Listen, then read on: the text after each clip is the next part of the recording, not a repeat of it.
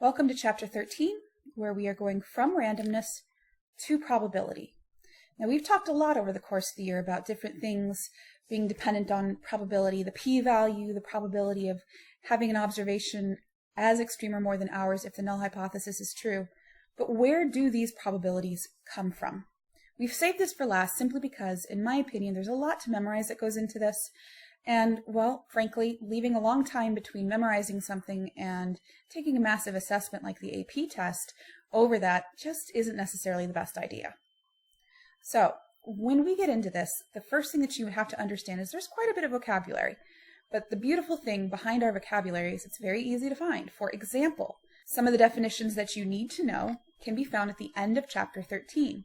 Now, these words like random phenomena, trial, outcome, event, sample space, independent, are things that we've talked about before. We've used all of these terms in one way or another, whether we were talking about doing simulations, running experiments and observations, or even just doing hypothesis tests themselves. We are tacking in probability terms here, such as empirical versus theoretical probability. Every single one of these words can be defined and found easily at the end of Chapter 13. So just take a look at your book and copy those definitions directly to your flipbook. It should be very quick, very easy, very painless. Now, when we talk about probability, we're generally referring to the law of large numbers. And that can be explained pretty easily by talking about flipping coins. The law of large numbers says that if you were to watch something occur over and over and over again, and I mean for the extremely long run, well, then the actual probability is the frequency of what we saw versus what was possible gets closer and closer to a single value. Most of you guys know odds of flipping heads on a coin is 50%. That doesn't mean that if I flip a coin 10 times, I have to have 5 heads. It means as I watch this occur over a very, very long time, the actual number of heads out of total coin flips should start to approach that single value. That single value is called the empirical probability. And that's often what kind of lies behind what we do. Empirical probability is saying, I've made all of these observations over and over and over again, and this is what I think the probability is going to get to. Theoretical probability is something completely different. The law of large numbers does not talk about short-run behavior. It's that idea that, okay, 10 coin flips isn't necessarily going to result in 5 heads or 5 tails, and if it doesn't, it's an unfair coin. It doesn't talk about that at all. It doesn't talk about the fact that you play the same lottery numbers every week, week after week, and that means, I'm going to be due a win. That's because the law of large numbers only occurs in the extremely long run, and I mean the extremely long run, infinitely long. So if I were to play the lottery an infinite number of times, well then, yeah, you kind of would expect your numbers to pop up sometime, but that's in the infinite long run. That law of averages that a lot of people kind of talk about doesn't exist. We've had a couple of years now where we have had many snow days. We're due a year without any. Or, you know what, my team has lost all of these games in a row. We're due for a win. Or even, I've had 7 out of 10 coin flips show up heads. I'm going to have a run of tails occur soon. That's not true. Probability doesn't owe you anything. Probability says that over the extreme long run, what I think is going to happen, not what's happened in the few observations that you've made, even if those few observations are in the hundreds or thousands. Law of large numbers is an infinite size of observations. So how do we deal with probability? Now, I'm a very, very visual person, so of the 3 rules of probability, the first rule I think is the most important, and that is to make a picture. A picture is worth 1,000 words. A picture helps us conceptualize things that we might not otherwise see. But if you're not a visual person, the second rule of probability is to make a picture. Yeah.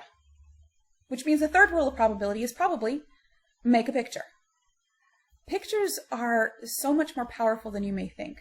Yes, we will be doing Venn diagrams and tree diagrams, and those really put into perspective what we're talking about.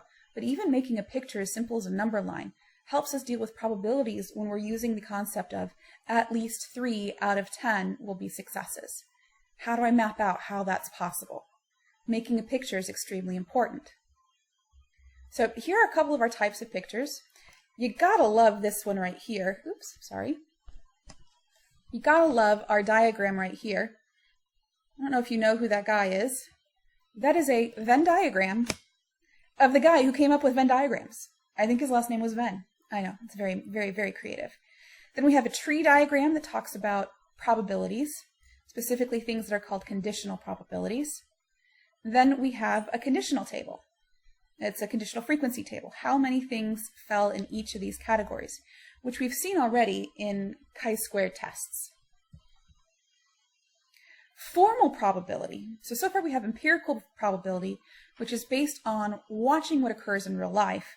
Formal probability is a little bit different. Formal probability has a few rules. Empirical probability has some of these same rules. But the idea is that if you are going to find the probability of something, I'm sorry, but the chance for that occurring is between 0 and 1. Now, it can be equal to 0, it could be equal to 1. Equal to 1 is saying something is definitely going to happen. Equal to 0 means it has no chance to occur. But for any event, the probability of that event has to be between 0 and 1.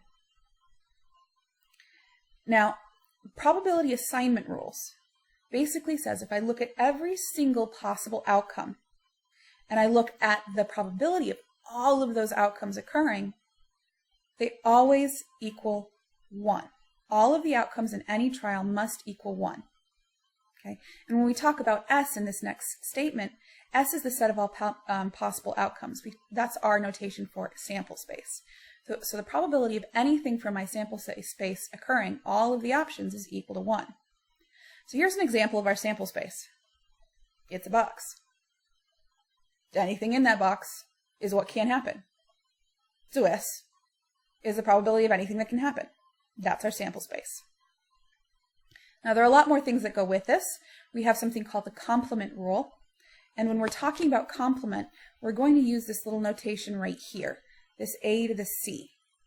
AC means the complement of A. It doesn't mean, oh, A, look, you're so pretty today. No, it means the idea that something does not occur.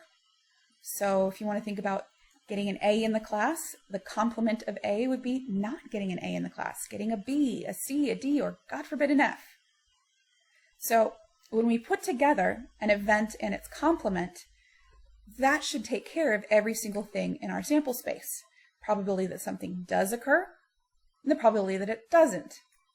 All together that has to equal 1, so we get this formula right here that says if I want to find the probability of an event occurring, I simply take 1 minus the probability it doesn't occur.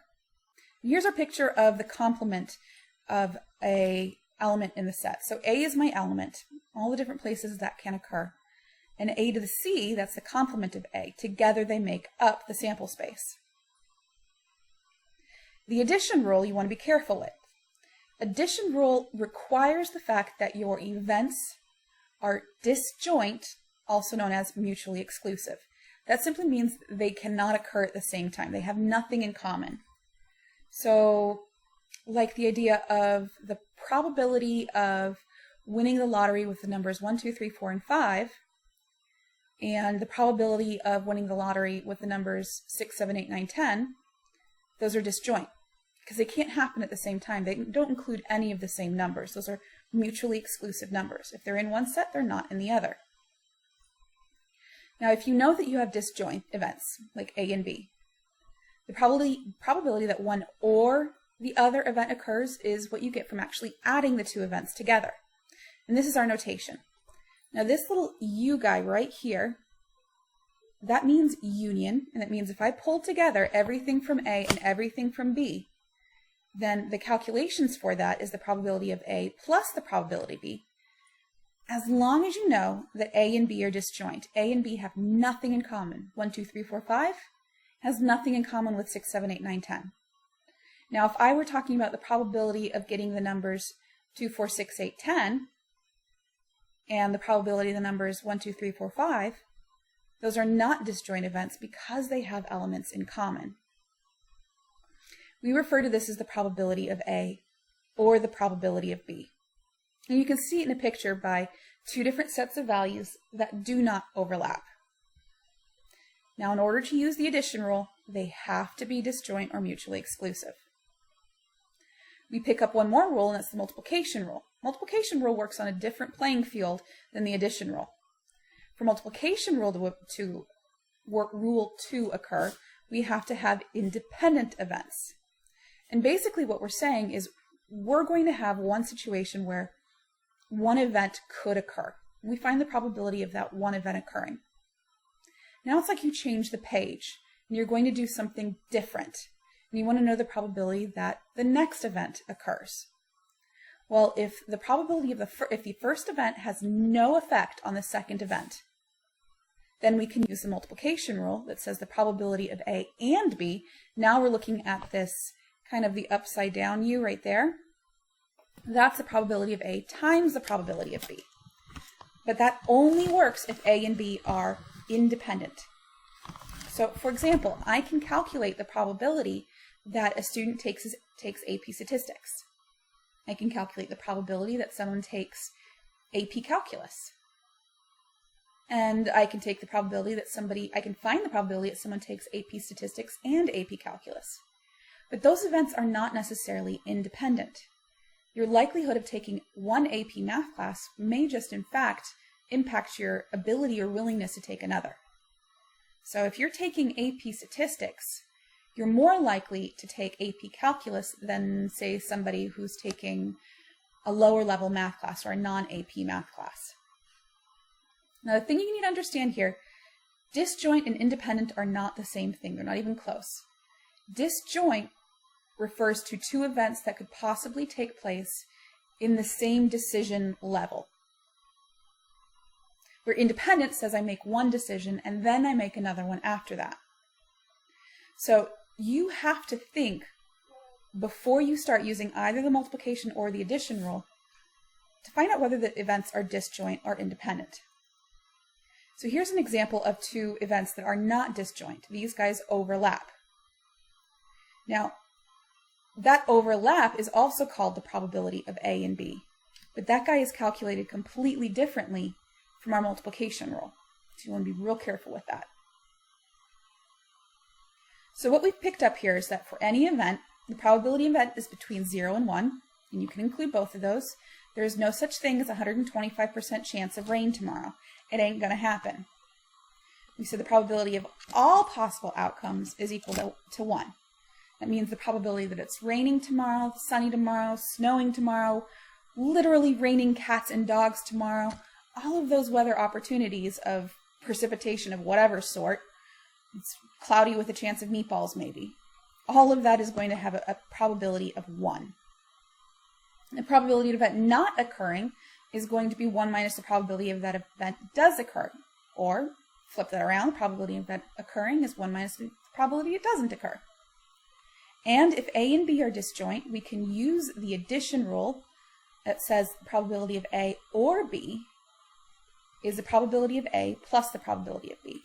And if they're independent, we are able to use the multiplication rule. Now, in class, we're going to be talking more about how to decide, can events happen at the same time? What does that mean?